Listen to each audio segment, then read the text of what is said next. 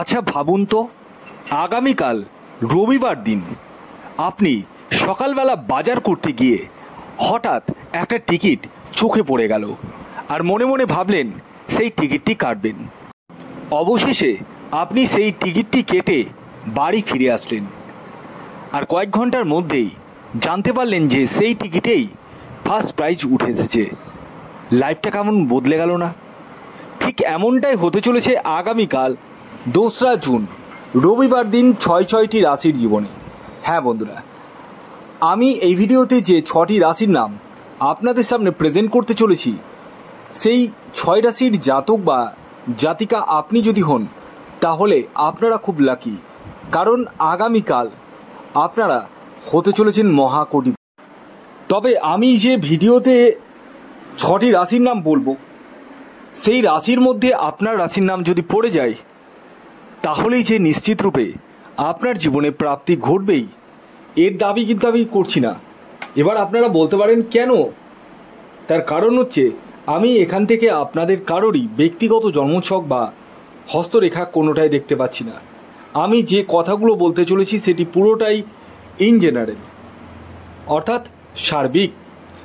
তাই আপনি যদি আপনার বিষয়ে পার্টিকুলারলি জানতে চান এবং আপনার ব্যক্তিগত জন্মছক বিচার করতে চান, তাহলে অবভিয়াসলি আপনারা এই হোয়াটসঅ্যাপ বুকিং নাম্বারে যোগাযোগ করতে পারেন।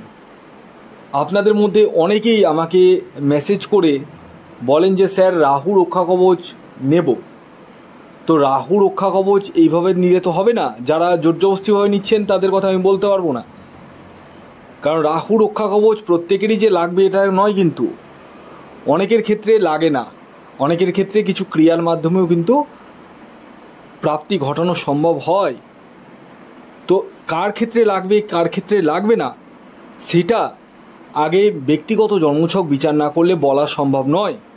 যে কারণে আমি বারবার বলি আগে ব্যক্তিগত জন্মছকটি বিচার করিয়ে নিন।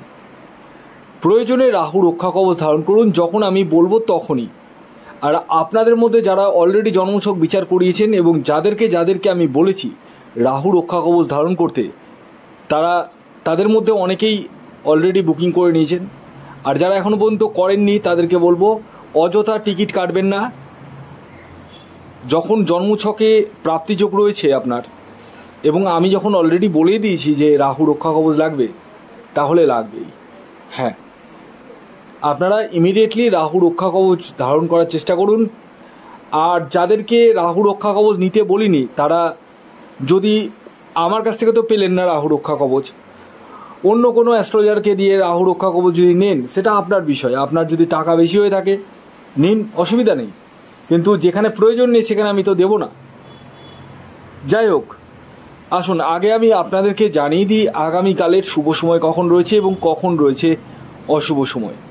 দেখুন, দিনের কিছু সময় থাকে শুভ সময়, আবার কিছু সময় থাকে অশুভ সময়। এই যে শুভ সময়ের কথা আমি বলবো, সেই সময়টিকে আপনারা কাজে লাগিয়ে নিতে পারেন এবং অশুভ সময়টিকে আপনাদেরকে অ্যাভয়েড করতে হবে। তো আগামীকালের অশুভ সময় অর্থাৎ রাহুকালটি শুরু হতে চলেছে বিকেল 4:37 থেকে সন্ধ্যে 6:11 পর্যন্ত। এই সময়টিকে আপনাদেরকে অ্যাভয়েড করতে হবে। এই সময়ে যে কোনো ধরনের টিকিট কাটা বলুন, কোনো কিছু কেনাকাটা বলুন, কোনো কিছু কিন্তু করা যাবে না। তাহলে কোন সময় করবেন? একটা টাইম হচ্ছে সকাল 9:55 থেকে দুপুর 1:20 পর্যন্ত। আরেকটি টাইম হচ্ছে সন্ধ্যে 6:48 থেকে সন্ধ্যে 6:48 থেকে রাত্রি 8:17 পর্যন্ত। রাত্রি 8:17 পর্যন্ত এই দুটি সময় আপনারা অনায়াসে ব্যবহার করতে পারেন। তবে একটি কথা বলি, যাদের ক্ষেত্রে প্রাপ্তিযোগ নেই তারা এই শুভ সময় দেখেও যদি টিকিট কাটেন, প্রাপ্তি কিন্তু ঘটবে না। অযথা অর্থটা অপচয় না করে ব্যক্তিগত জন্মছকটি আগে বিচার করিয়ে নিন, জেনে নিন যে আপনার জন্মছকে প্রাপ্তিযোগ আদৌ রয়েছে কিনা। দীর্ঘদিন ধরে যারা টিকিট কেটে কেটে নাস্তানাবুদ হয়ে গেছেন, দেওয়ালে পিঠ ঠেকে গেছে, কিছু বুঝে উঠতে পারছে না, লোন হয়ে গেছে মাথার উপরে, তার মানে আপনার ক্ষেত্রে জন্মছক বিচার করা অতি প্রয়োজন রয়েছে। হ্যাঁ, আগে জন্মছকটি বিচার করুন। যদি প্রয়োজন হয় তখনই আমি কিন্তু রাহু রক্ষা কবচ দেবো, আদারওয়াইজ আমি কিন্তু দেব না। যতই আপনারা চান আমি কিন্তু দিব না।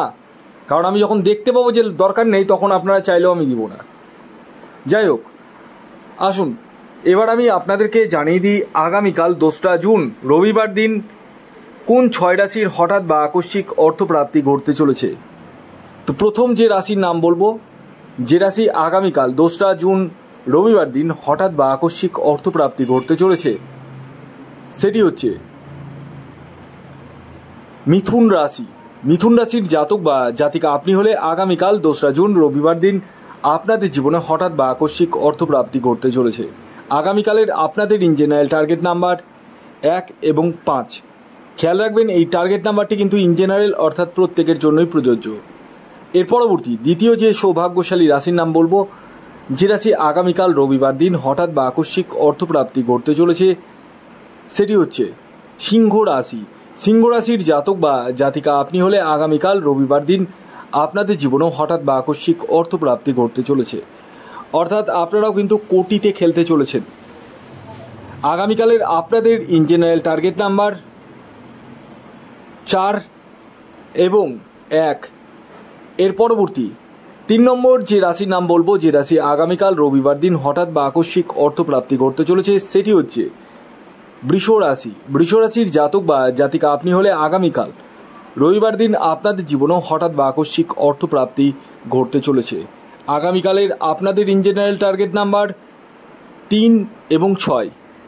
এর পরবর্তী 4 নম্বর যে রাশির নাম বলবো, যে রাশি আগামীকাল রবিবার দিন হঠাৎ বা আকস্মিক অর্থপ্রাপ্তি ঘটতে চলেছে, সেটি কর্কট রাশি।